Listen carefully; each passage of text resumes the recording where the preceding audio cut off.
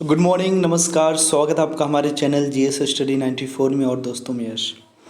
तो दोस्तों, जैसा कि आपको पता है, जनसत्ता और दैनिक जागरण के अलावा यदि और भी न्यूज़पेपर का अगर जो एडिटोरियल हमें अच्छा लगता है तो उसके विषय में उसके बारे में वीडियो ज़रूर अपलोड करते हैं।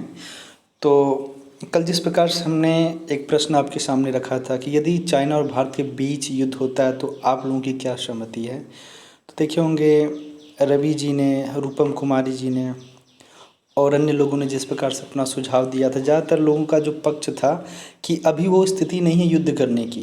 क्योंकि दोस्तों, युद्ध करने के बाद क्या होगा ना कि दोनों देश इतने पीछे चले जाएंगे। क्योंकि देखिए, कोई किसी से कम नहीं है आज के डेट में। उनके पास अगर परमाणु बम है तो हमारे पास भी परमाणु बम है, मात्र संख्या का फेरबदल है। तो ऐसे में जो लोग भी युद्ध की बातें कर रहे हैं वो अज्ञान नहीं है। पर यदि दोस्तों उस तरह की स्थिति पैदा होती है, हमारे जवानों का अगर इसी तरह से बार बार अपमान किया जाएगा, तो ऐसे में दोस्तों हम खुली छूट दे देंगे। और आपको पता होगा कि हमारे देश के प्राइम मिनिस्टर ने सीधे कह दिया कि अगर सीमा पर किसी प्रकार की गोलाबारी की जा रही है तो आप स्वतंत्र हैं, आप गोली बारूद जो भी आपके पास है सब चला सकते हैं। तो ये भी तो एक प्रकार का जिगरा ही हुआ। क्या कोई ऐसा प्रधानमंत्री कह सकता है? तो दोस्तों, कुछ लोग जो जिन विषयों पर संकुचित राजनीति कर रहे हैं वो नहीं करना चाहिए। कुछ लोग अब बीजेपी को वो क्रिटिसाइज़ कर रहे हैं। आज ज़रूरत है हमें और आपको स्टैंड लेने की। आप मैं बार बार कहता हूँ, आप जाति के खिलाफ रहते हैं, धर्म के खिलाफ रहते हैं, क्षेत्रवाद की मानसिकता आपके अंदर रहिए, पर आज सब लोगों को मिलकर देश के साथ खड़े होने की आवश्यकता है। क्योंकि दोस्तों, नहीं तो कोई बाहरी आदमी हमारे देश को अस्थिर कर देगा। उसके बाद हम खाने दाने के लिए मोहताज हो जाएंगे, सारे सपने यहीं पे रह जाएंगे। क्योंकि जब कभी भी कोई भी देश यदि इस तरह का युद्ध अगर हारा है तो अपने ही लोगों से हारा है। और हमारे देश में तो पूछिए मत, हर 10 किलोमीटर के अंदर जिस तरह की राजनीति होती है, कहीं भाषा को लेकर, क्षेत्र को लेकर, मतलब हद है। तो सबसे पहले चलते हैं उन वाक्यों की तरफ, उन शब्दों की तरफ जिनमें वो क्षमता कुवत होती है कि आपको एग्जैजरेट कर दें, आपको एक्सेलरेट कर दें। तो यहाँ पे देखिए लिखा है, बारिश की बूंदें भी लगातार गिरकर पत्थर में छेद कर देती हैं। तो इससे हमें ये सीख मिलती है कि आप कंटिन्यूटी जारी रखिए। किसी काम को यदि आप कर रहे हैं, उसमें आपको सफलता नहीं मिल रही है तो सफलता के बारे में मत सोचिए। अपने काम जो भी आपका वर्क है उसे आप डेली करिए, रूटीन करिए। यदि आप डेली करते हैं तो दोस्तों आपके अंदर जो प्रतिभा है वो निखर कर आएगी। जो आपकी सोच है, जो आपका गोल है वो आप ज़रूर पाएंगे। पर पहली प्राथमिकता यू हैव टू, मतलब आपको देना है, you have to focus on your only hard work. ठीक है, अब चलते हैं आगे। यहाँ देखिए, बात है संवेदनशील विषयों पर संकुचित राजनीति, और इसे लिखा है हृदय नारायण दीक्षित जी ने। तो यहाँ से ही पता चल जा रहा है किस प्रकार से संवेदनशील, जो सेंसिटिव जो मैटर हैं पर संकुचित राजनीति किस प्रकार से की जा रही है, और उस संकुचित और संवेदनशील मैटर क्या है उसके बारे में यहाँ पर देखेंगे। यहाँ पे देखिए लिखा है, सत्य निजी नहीं होता। सत्य निजी नहीं होता का मतलब है सत्य सबका होता है। ठीक है, और हर जगह सत्य ही होता है। राष्ट्र सामूहिक सत्य और सर्वोपरि निष्ठा है। राष्ट्रीय अखंडता और संप्रभुता राष्ट्र जीवन के आधारभूत ध्येय हैं। ध्येय का मतलब होता है दोस्तों उद्देश्य। संप्रभुता जिसका सबका समान, ठीक है, सहमति हो, से जुड़ी चुनौतियों पर राष्ट्र की एकजुटता अनिवार्य होती है। संप्रति भारत चीन तनाव राष्ट्रीय संप्रभुता को चुनौती है। प्रधानमंत्री मोदी ने इसी चुनौती पर विचार विमर्श के लिए सर्वदलीय बैठक बुलाई है। उन्होंने संसदीय जनतंत्र का आदर्श अपनाया है। प्रधानमंत्री ने वस्तु स्थिति का विवरण रखते हुए कहा कि सीमाएं सुरक्षित हैं, जल थल और आकाश में हमारी सेना मुस्तैद है। सरकार ने सेना को यथोचित छूट भी दे रखी है।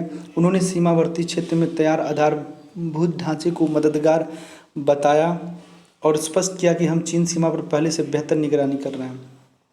ऐसा इसलिए क्योंकि दोस्तों जो हमारे जो सोल्जर हैं वो पीक पे हैं और उससे बहुत ही डाउन रीजन पे हैं चाइना के। यदि हमारे देश के जवान पत्थर कंकड़ भी चला देने तो सैकड़ों लोग घायल हो जाएंगे चाइना के। तो इसलिए जो है चाइना जैसा देश वही फिराक में था कि मैं जो पीक का जो पोर्शन है, जो क्षेत्र है, मैं उसे हथिया लूँ। पर दोस्तों किस प्रकार से गलवान घाटी को या फिर कहें गलवान घाटी का जो मेन पोर्शन था उसे भारत जैसे देश ने अपने कब्जे में पूरी तरह से कर लिया है।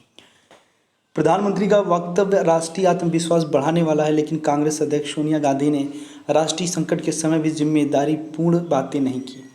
उन्होंने राष्ट्रीय सुरक्षा से जुड़े संवेदनशील प्रश्न पूछे। उन्होंने बैठक के महत्वपूर्ण अवसर का राजनीतिक इस्तेमाल किया। राहुल गांधी ने और आगे जाकर प्रधानमंत्री पर घुटने टेकने का छिछला आरोप लगाया। वाम दलों ने भी निराश किया। स्वाभाविक देश को कांग्रेस और वाम दलों का आचरण अच्छा नहीं लगा।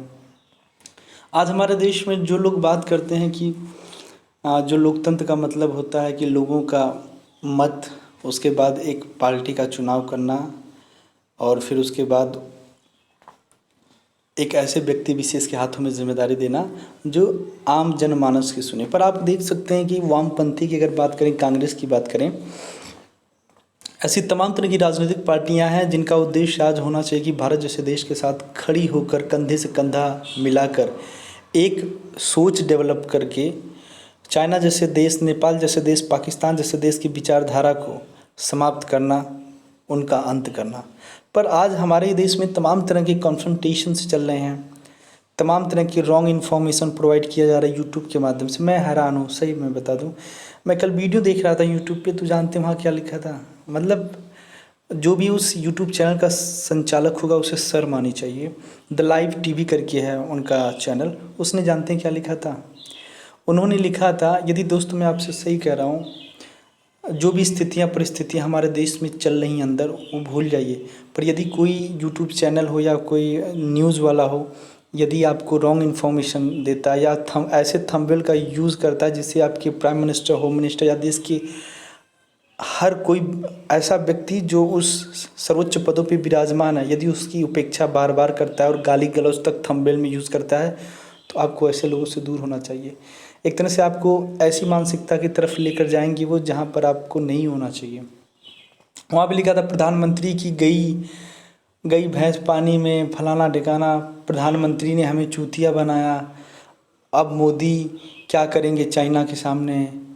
मतलब ऐसी सी बातें लिखी थी ना, मतलब शर्म की बात है कि मुझे लगता है कभी कभार इनको जो फंडिंग होता है ना, ये विदेशी शत्रुओं के द्वारा होता है। जो हमारे आस पड़ोस के शत्रु हैं वो इन्हें फंड करते हैं कि भैया इसी तरह की खबरें बनाओ, ठीक है, जिससे समाज आपका बट जाए, राज्य बट जाए और लोगों के मन के जो भावनाएं हैं वो बट जाएं। कुछ लोगों का उद्देश्य है, आप इस चीज़ को मानिएगा। आप अच्छा बताइए, बिलीव करिए और खुद पर। और एक चीज़ मुझे बताइए कि आज ज़रूरत क्या है? मतलब आज ज़रूरत है हमें जाति, धर्म, क्षेत्र, रंग में एक दूसरे से कॉन्फ्रंटेशन, मतलब झगड़ा विवाद उत्पन्न करने की, या फिर हमें ज़रूरत है हमें अपने देश के प्राइम मिनिस्टर, हमें अपने देश के सेनाओं के ऊपर भरोसा करने की? यदि दोस्तों आप भरोसा नहीं करेंगे तो उनका मनोबल टूटेगा। 20 लोग शहादत को मैं नमन करता हूँ और उनकी शहादत को आप लोग ऐसे कैसे जाने दे सकते हैं? तो दोस्तों एकजुट रहिए और देश के साथ खड़े रहिए। आप इसके बारे में ज़रूर बताइएगा। कांग्रेस चीन से तनाव को लेकर प्रधानमंत्री मोदी को घेरना चाहती है। 1962 में देश के सबसे बड़े कांग्रेसी नेता पंडित नेहरू प्रधानमंत्री थे। आज की भाजपा तब जनसंघ थी। जनसंघ के नेता अटल बिहारी वाजपेयी ने भारत चीन युद्ध में केंद्र का समर्थन किया था। 1962 के चीन युद्ध में भारत को आहत होना पड़ा था, लेकिन कांग्रेस परिवार की नई पीढ़ी को इतिहास के त्रासद पृष्ठ याद दिलाने का कोई मतलब नहीं है। मार्क्सवादी कम्युनिस्ट पार्टी के नेता सीताराम येचुरी ने चीन की आलोचना करने के बजाय पंचशील सिद्धांत याद किया। पंचशील नेहरू के समय 1954 में गढ़ा गया। भारत चीन समझौता था एक दूसरे की सीमा और संप्रभुता का सम्मान, परस्पर अनाक्रामकता, अहस्तक्षेप, समानता, परस्पर लाभ तथा शांतिपूर्ण सह-अस्तित्व पंचशील कहे गए थे। थोड़ी तबीयत खराब लग रही है। तो देख सकते हैं हमारे देश में ही कुछ ऐसे पॉलिटिशियन हैं जो एक तरह से फेवर ले रहे हैं, किसका? चाइना जैसे देश का, जो हमारे देश के लिए, हमारे लोगों के लिए बहुत ही शर्म की बात है। और जिस तरह से वो ट्वीट कर रहे हैं ट्विटर पर, वो भी हमारे लिए शर्म की बात है कि आप समर्थन किसको देना चाहते हैं। भारत जैसे देश में रहकर यदि शत्रुओं को समर्थन देंगे और भारत जैसे के प्रधानमंत्री को गलत बताएंगे, उनकी नीतियों में हस्तक्षेप करेंगे, तो फिर क्या होगा आप बताइए। तो ऐसे लोगों का हमें भी बायकॉट करना है, हमें चाइनीज़ उत्पादों का बायकॉट तो करना ही है, पर हमें ऐसे पॉलिटिशियन, ऐसे मानसिकता के लोगों का भी बायकॉट करना चाहिए जो आज देश जिन चुनौतियों से जूझ रहा है। अभी कोविड-19 की समस्या गई नहीं कि एक और समस्या हमारे देश पे, एक एक नहीं 3-3 समस्याएं हैं, और ये समस्याएं जानते हैं हमारे लोगों ने ही खड़ी की है। यदि हमारे देश के प्रधानमंत्री को जितने भी विपक्षी दल के लोग हैं, नेता हैं, यदि समर्थन दे देना कि हम आपके साथ हैं, देखिए क्या हो जाएगा। जैसे ही सर्वदलीय बैठक होती है उसके बाद जैसे ही लोग बाहर निकलते हैं तमाम तरह के तंज कसने लगते हैं, ये वो है फलाना है। सोचिए 1957 में इस संयुक्त राष्ट्र ने भी मान्यता दी, लेकिन कम्युनिस्ट विचार में संभवतशील नहीं होता। चीन ने 1954 के पंचशील की हत्या 1962 के युद्ध से कर दी। पंचशील चीन का रणनीतिक हथियार बना। येचुरी उसी पंचशील की वकालत कर रहे हैं। चीन ने पंचशील की आड़ में भारत की पीठ पर छुरा भोंका। कम्युनिस्टों का बड़ा वर्ग स्वयं को चीन के निकट मानता था। चीन के प्रति सहानुभूति रखने वाला धड़ा माकपा हो गया। येचुरी उसी दल के नेता हैं। पंचशील बहाना है, कहीं और निशाना है, किसी दूसरे को रिझाना है। माकपा और भाकपा के डी राजा ने भी सर्वदलीय बैठक का दुरुपयोग किया। राजा के अनुसार अमेरिका भारत को अपने पाले में खींच रहा है, हमें इसका विरोध करना चाहिए। राजा का विषयांतर दयनीय है। बैठक चीनी तनाव को लेकर थी।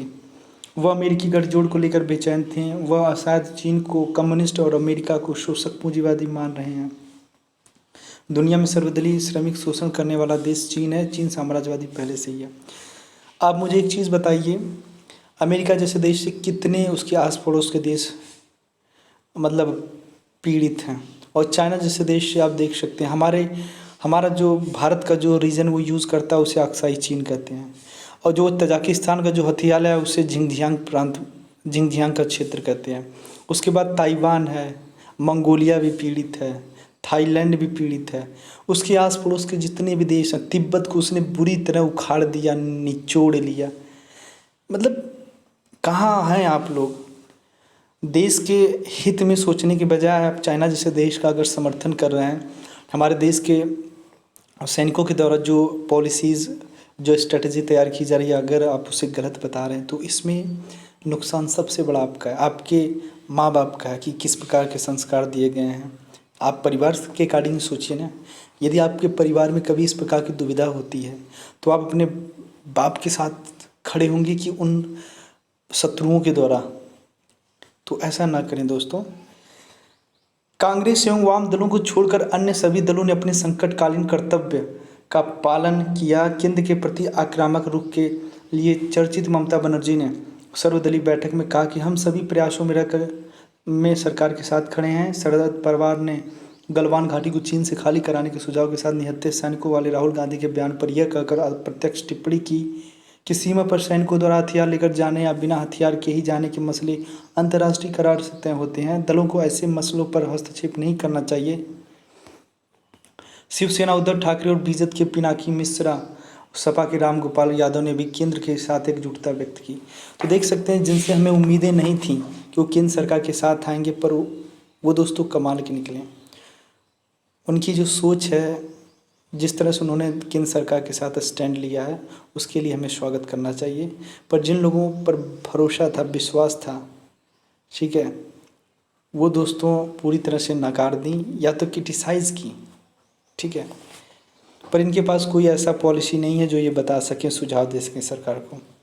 बसपा प्रमुख मायावती की व्यवहारिक टिप्पणी कहीं उल्लेखनीय रही। उन्होंने कहा कि यह राजनीति का समय नहीं है। वाकई ऐसे अवसरों पर राजनीति नहीं करनी चाहिए। राजनीतिक दल सत्ता प्राप्ति का उपकरण ही नहीं होते। प्रायः हर एक दल का एक विचार होता है, एक संगठन होता है, एक विशाल समूह में उसका प्रभाव क्षेत्र होता है। अपने प्रभाव क्षेत्र में लोकमत को प्रभावित करता है, वो प्रभाव क्षेत्र बढ़ाने के प्रयास करता रहता है। उसे ऐसा करना भी चाहिए। दल जनादेश पाकर इस सत्ता पक्ष विपक्ष बनते हैं। राष्ट्रीय सुरक्षा के प्रश्न संवेदनशील होते हैं। संवेदनशील प्रश्नों पर आक्रामक बयानबाजी की तुलना में मौन की शक्ति ज़्यादा कारगर होती है। राष्ट्रीय संकट की घड़ी में विपक्ष की जिम्मेदारी और भी बढ़ जाती है। ब्रिटेन के एक प्रधानमंत्री हेरोल्ड मैकमिलन ने ठीक ही कहा था, विपक्ष के नेता की स्थिति कठिन होती है। दोष निकालना और आलोचना करना उसका काम है, लेकिन राष्ट्र के प्रति उसकी विशेष जिम्मेदारी भी है। कांग्रेस प्रमुख विपक्षी दल है, वो लंबे समय तक केंद्रीय सत्ता में रही, अभी भी कई राज्यों में सत्ताहीन है। प्रमुख विपक्षी दल के रूप में उसे संकट के समय आदर्श भूमिका निभानी चाहिए, विपक्ष के अन्य दलों को प्रेरित भी करना चाहिए, लेकिन वह ऐसा नहीं करते। संकट के अवसर पर भी राहुल ने बचकानी टिप्पणी की। उन्होंने सीमा पर बिना हथियारी सैनिकों की तैनाती के सवाल उठाए, साथ उन्हें अंतर्राष्ट्रीय संधियों का सामान्य ज्ञान भी नहीं। तो मैं आपको बता दूं, कुछ लोग जो ये सोच रहे हैं कि बिना हथियार के, बिना गोला बारूद के हमारे देश के सैनिक किस प्रकार से चीनी सैनिकों के बीच में गए। तो दोस्तों, एक 1950 या 1907 या 1995 में एक संधि हुआ था, जिसके बाद दोस्तों या जिसका जो उद्देश्य संधि का 2 किलोमीटर के दायरे में जब आपसे बिलैटरल जो है कॉन्वर्जेशन होगा, तो उसमें क्या होगा कि आप हथियार नहीं ले जा सकते, न ही 2 किलोमीटर के रेंज में आप हथियार चला सकते हैं। अब सोचिए, जो देश के जवान हैं, ये सारी जो खूबियाँ थी मात्र भारतीयों के अंदर थी, पर ये सारे सर्व समान लाठियाँ, गोजी, जो भी वेपन होते हैं, वो चाइनीज़ मिलिट्री तो लेकर आई थी, पर भारतीय लेकर नहीं गए थे। तो अनुशासन किसको कहा जाएगा? ठीक है। विदेश मंत्री एस जयशंकर ने उन्हें 1996 और 2005 के समझौते याद दिलाएं। राहुल के बयान देखिए, यही है 1996 और 2005 के बीच हुआ था। राहुल के बयान चीन को लाभ पहुंचाने वाले हैं, मौका है कि वह अन्य विपक्षी नेताओं से कुछ सीखें। ये तो भैया ऐसा वीडियो जारी कर देते हैं, रिलीज़ कर देते हैं हमारे देश के विपक्षी लाडले कि आप सोच नहीं सकते। कब भैया? संप्रभुता के प्रश्नों पर सस्ती राजनीति उचित नहीं, संकट में अंतर्राष्ट्रीय राजनय की संवेदनशीलता बढ़ जाती है। ऐसे समय बोले गए हर एक वाक्य का गंभीर महत्व होता है। विदेश नीति या सामरिक महत्व के विषय चुनावी बयानबाजी जैसे वक्तव्यों में नहीं हल हो सकते। ऐसे तनाव के समय लोकमत का संवेग भी बढ़ता है, इसलिए वाक संयम की महत्ता बढ़ जाती है। यह शुभ लक्षण है कि अनावश्यक वाचाल कांग्रेस अकेली है, वाम दल कालब्राह है, शीर्ष दल तंत्र तनाव के विषय पर प्रधानमंत्री के फैसलों के साथ हैं। यह अवसर राष्ट्रीय एकता प्रदर्शित करने का है। इतिहास प्रत्येक दल के आचरण का संज्ञान ले रहा है। इतिहास का नियम है कि वह कर्तव्य पालक को पुरस्कृत करता है। नियति, प्रकृति और परिस्थिति भारत के साथ है। यह 1962 का भारत नहीं है, यह मोदी के नेतृत्व वाला 2020 का ऊर्जावान भारत है। तो आप कोशिश करिएगा कि दोस्तों आप अपने विचार ज़रूर दीजिएगा कि जो लेख हमने बताया, आप इन लेख से कितना सहमत हैं। कहने का मतलब है कि आपको यदि जो भी युद्ध की स्थिति हो रही है, बन रही है, आपको हमारे देश के प्रधानमंत्री पर भरोसा है या नहीं है? अगर नहीं भी है तो क्यों नहीं है? इस विषय को ज़रूर आप बताइएगा, बेधड़क बताइएगा, उस पर विचार विमर्श कर आत्ममंथन किया जाएगा। धन्यवाद।